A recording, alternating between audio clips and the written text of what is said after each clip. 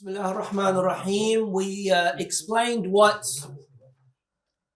Jahl Basit and Jahl Murakkab is, and we said that Jahl Basit, simple ignorance, means that you don't know and you know that you don't know, whereas Jahl Murakkab, compound ignorance, means you don't know and you don't know that you, bless you, you don't know and you don't know that you don't know. You don't care that you don't know. All right, Abbas, start reading. Page 11, no, put your hand down. Yeah, where were you, lads? Point 3. Ignorance and its kind. Ignorance, jahl, is the absence of knowledge and is therefore its opposite. As it is something that is opposite to knowledge, it is also divided into the same categories of that of knowledge.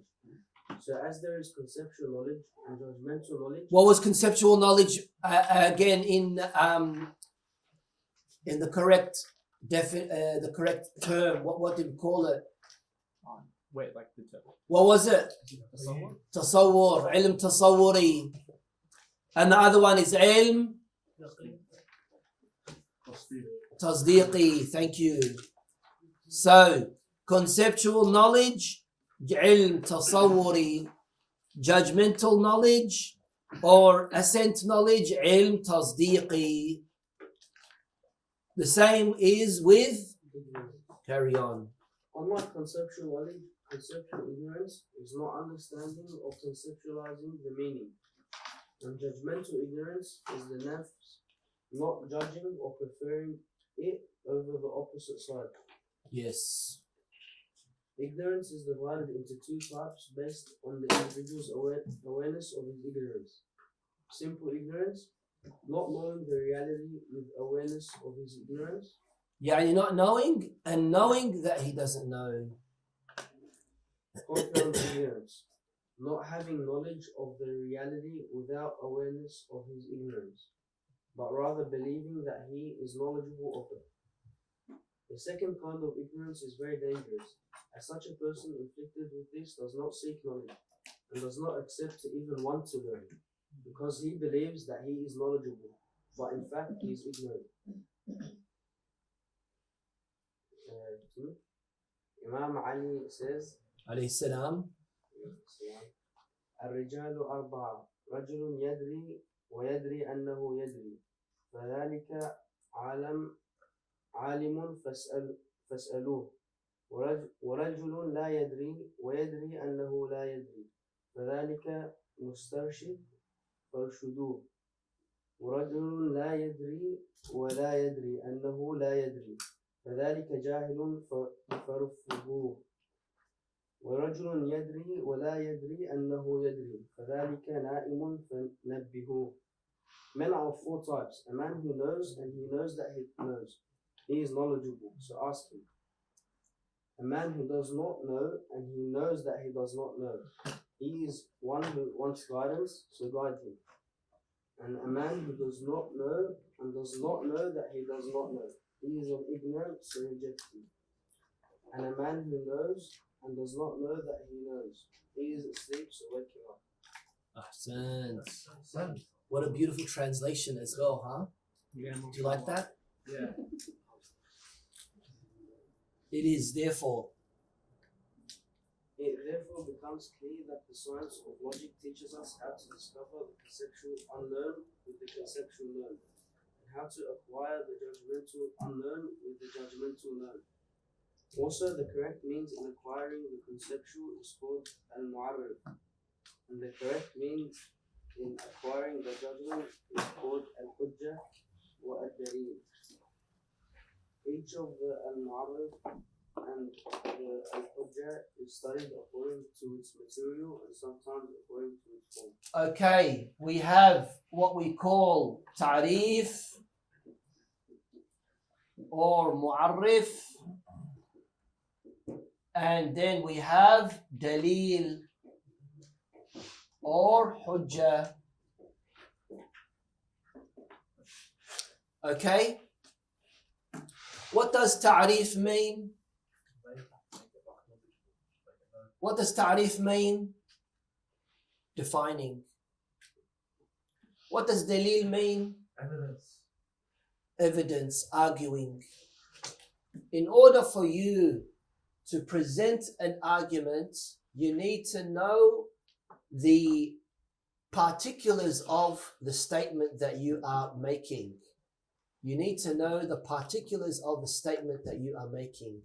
And therefore, you need to have a good understanding of the definition of the words and the statement that you are using.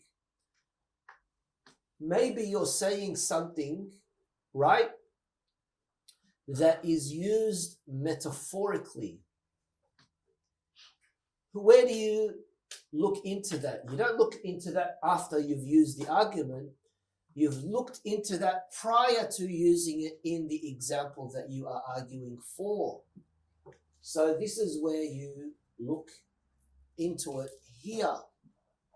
And that's why here it's all about the wording. It's all about the understanding. For example, you say you use the word, you want to use the word bank in an argument, right?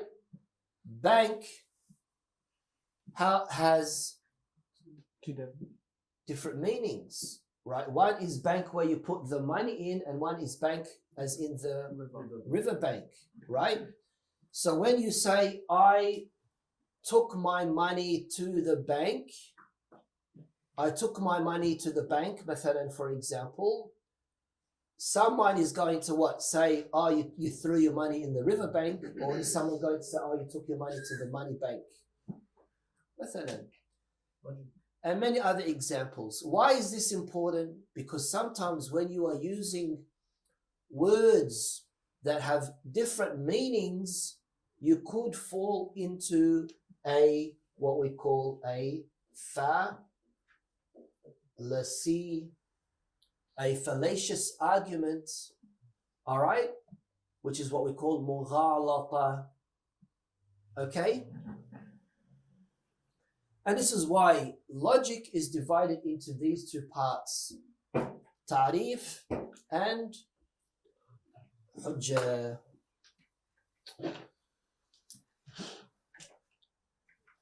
Ta'rif is all about the tasawwur, and hujjah is all about the tasdeeq. Ta'rif is all about the tasawwur, and hujjah or dalil is all about the tasdeeq. Okay? Carry on. Yusuf, go and see what's going on. Next one, foundation 12. Yes. Issues studied in the science. This is what is established and researched in the science. The issues that are studied in logic are of two kinds. One kind is related to explaining the method of arranging the definitions and the arguments, and the other kind is related to explaining the type of propositions and material used within it. Okay, Again, here explaining that we are dividing ilm al-Mantiq into two parts. One is the tasawwurat, which means the wordings, the understanding, conceptualizing the argument in your mind. And the other is the tasdiqat, how you are able, after formulating the argument, presenting it in the right solid form. Okay? One is related to explaining the method of arranging the argument. Shaku. Okay.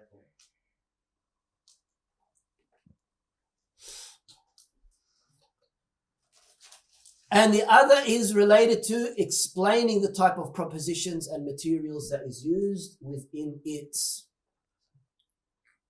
Right? Carry on. Therefore, the science of logic is divided into two parts. One, conceptions, tasawwurat. This part studies the materials that can be used in acquiring the conception. which are called the 5 categories, al-Kulliyat al-Khams, known in Latin as Isaghuji, that's what we say, that's how we say in Arabic. Isaghuji, which means al-Kulliyat al-Khams, which is, of course, what we're going to study. So all of this, by the way, formal logic is Aristotelian logic, the logic that was founded by Aristotle. This is, of course, useful. Why is logic useful? Later on, when you go into studying or you are in university and you want to study, for example, philosophy or whatnot, this is where you come to understand the use of logic and you having that Islamic understanding of these different sciences.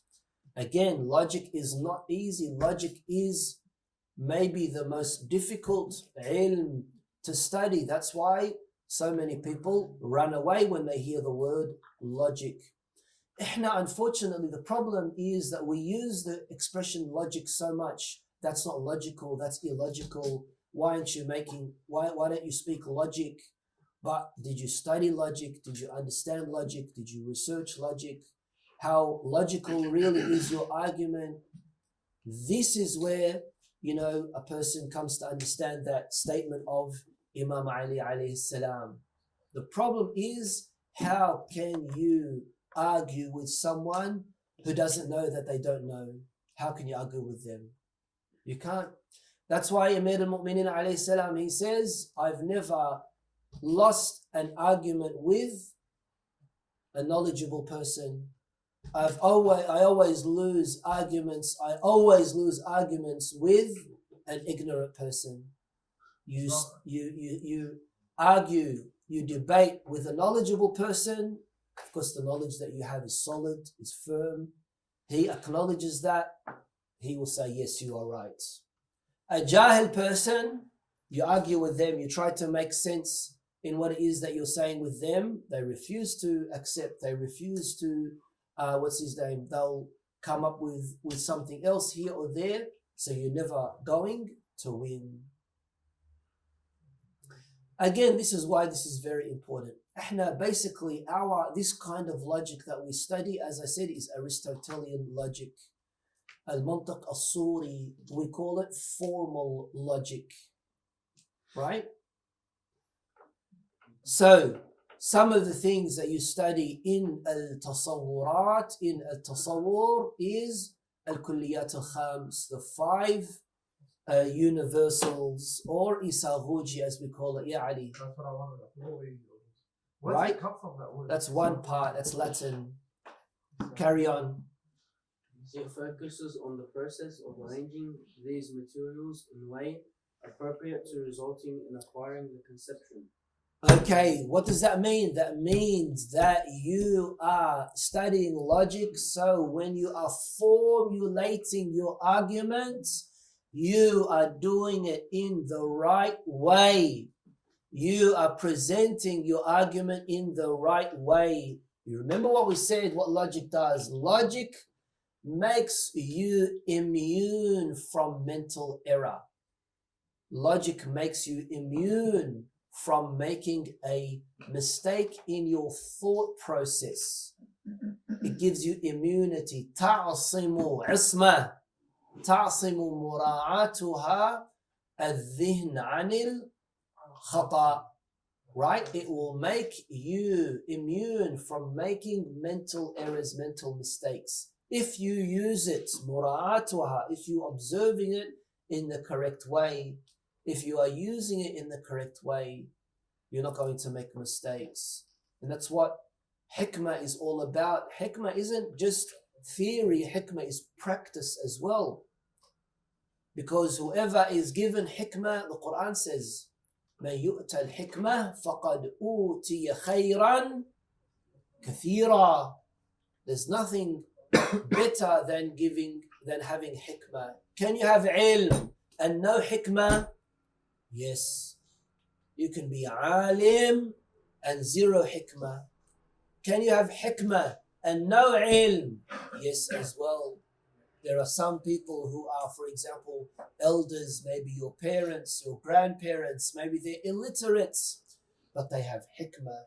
And when they speak, every word that is given is full of meaning. They have hikmah, but probably ilm they don't have.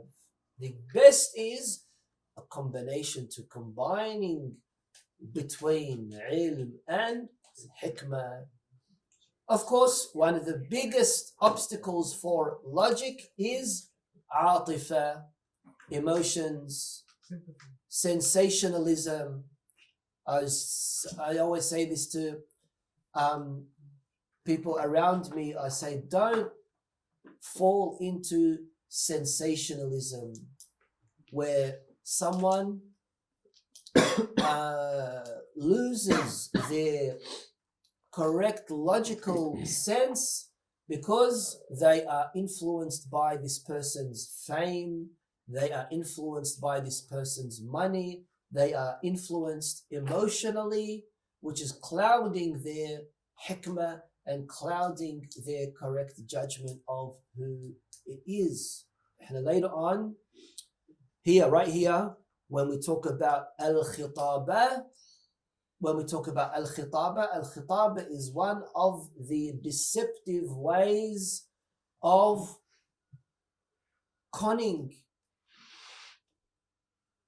Because if I am a khatib, if I am very eloquent in the way I express myself, even if I'm talking batil, you're going to accept it. Right? Why? Because you are mesmerized, isn't that what they say? Yeah, by my eloquence, not by my ilm, not by my authority, not by my credibility, not by my personal life. See what I'm getting at, Ya Abbas? Not by my personal life, right? But my derogation, my delivery, right? You see, that's why I'll never be a khatib. Sheikh, you always mesmerize me.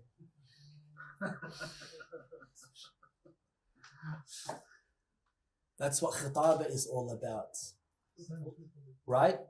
Khitaba is all about that, and therefore, only a small number of people will read between the lines. It's like mughalata. One way of doing mughalata is me shouting at you. I'm destabilizing you. When I shout at you, I become intimidating, right?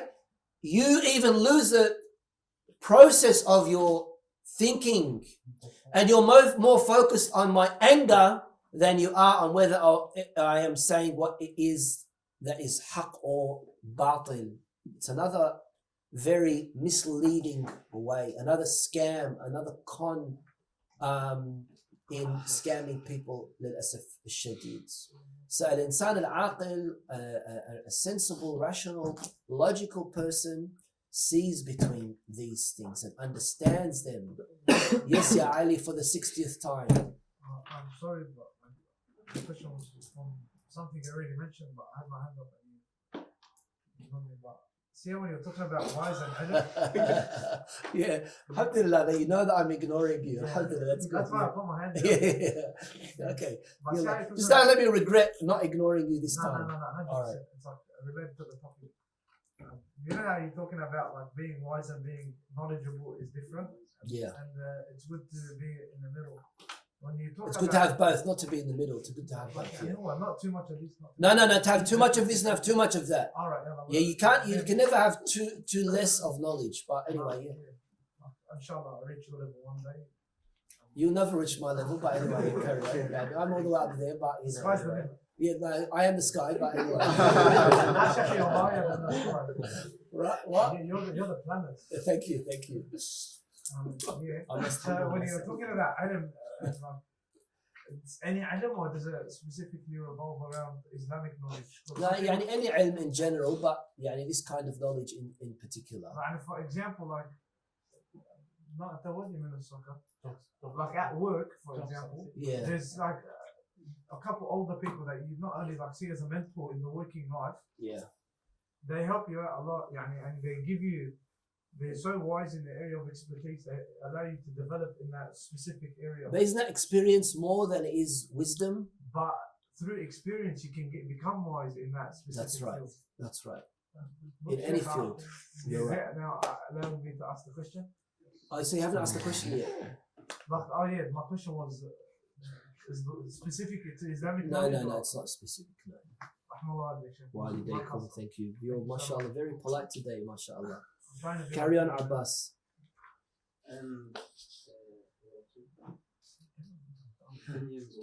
It focuses on the process of arranging these materials in a way appropriate to resulting in acquiring the conception. And this part is called the definitions, al-mu'arrif. Carry on. So this part is composed of two chapters, which are the universal categories and the definitions. Right. Number 2. Number 2, assents, tasdiqat. This studies the method of compiling the appropriate materials to acquire the assent, and it is called syllogism, al-qiyas, and the other forms like analogy, al-tamthil, and induction, al-istidrak. Yep. This part was put as an introduction to the part of evidence, al-dalil, Al-dalil. which studies what the evidence is composed of, and it is called propositions. Propositions. This area deals with defining the conditions of the assent materials, and which must be used in different syllogisms. Syllogisms in turn have been divided into 5 parts, and they are known as the 5 skills. Okay, so the second part of logic ultimately ends with me learning as-sina'atul khams, the 5 skills. This is my objective. I want to learn logic so I can get to knowing how to use a qiyas, how to use a syllogistic argument. A syllogistic argument is minor premise, major premise, conclusion. Right? You all know them, don't you? Yes. Aren't some syllogisms invalid though? Some are, of course. Yeah. Of course. So, the 5 skills. Number 1 is al-burhan, which is the demonstrative argument, which means that it is a 100% accurate, 100% yaqini argument. This is what you should be using all the time, as much as you can, when it comes to ilmi material, right? Then number 2 is jadal. Jadal or dialectic means that your purpose in formulating the argument is winning over your opponents. That's why you use jadal, debating, for example. When you want to debate, you use jadal, because here you need a mixture of burhan and also some slaps through wanting to win over the opponent. That's called jadal. That's not yaqini anymore. It's not yaqini anymore. It could be just argumentative, but your objective is winning over the opponent. Number 3 is al-khitaba. And we just explained what al-khitaba is. Khitaba is rhetoric or eloquence in delivery. Eloquence in delivery. Number 4 is al-mughalata, fallacy, which is something that is shibhul yaqeen, something that resembles a correct syllogistic argument but is not. Mughalata, like illusions, for example, or like when the palm reader or the finjan ahwi, as you guys have a the Finjan Ahwi person when they read it, or the tarot cards, the tarot cards, tarot or tarot, the carrot cards reading, and they say, oh yeah, I can see that there's someone by the name of S in your life. Oh my God, you mean Sam? Yeah, how did you know? How did you know? Or Aquarius, you will receive good news. I'm an Aquarius, by the way. You will receive good news this month. Oh yeah, I did receive good news. Something special will happen to you. And these naive people, they pay money. A lot of people pay money for this stuff. Sheikh, how about the people that read your hand as Indians? What did I just say? Palm. I said, you use hand, I use the word palm. I went into Nah, sorry, I was thinking about astrology. That's why it does not with you. astrology's got nothing to do with hands. Didn't you say aquarium? Aquarium. Aquarius. ليش finding Nemo هو? You said aquarium. Pay attention يا أخي, pay attention. You said These are all a part of مغالطة, fallacy. And then شعر. Allah. Shi'r can be good, shi'r can be bad. That's why in the Quran it says, الشعراء تتبعهم What isn't it? الغاوون. Right? Sometimes shi'r is good, poetry is good, sometimes poetry is bad. So another reason why music, well, some music, of course, today's music is haram, is because of this particular reason of shi'r, because it is, of course, engages in your emotional state that could misguide you and could mislead you, right? So the science of logic is divided into 9 parts in the following order. Carry on. 1. The 5 universals, الكليات الخمس. 2. The definitions, المعرف. 3. Propositions, القضية. قضايا or القضية is singular. Okay, yes. 4. Syllogisms and its types, القياس. 5. Demonstrative argument, البرهان. 6. Dialectic, الجدل. 7. Rhetoric, الخطابة. 8. Fallacy, المغالطة. 9. Poetry, الشعر. Okay. Note. Philosophers have divided logic into formal logic, al-Mantiq, al-Suri, and material logic, al-Mantiq, al-Maddi. Formal logic is divided into 4 parts: the 5 universals, the definitions, propositions, and syllogism and its types. Material logic is divided into 5 parts: the 5 skills, which are demonstrative argument, dialectic, rhetoric, fallacy, and poetry. These last 3 foundations, which are the subject of the science, the primary principles of the science, and issues studied in this science, are known as the essence of science. Alhamdulillahi Rabbil Alameen.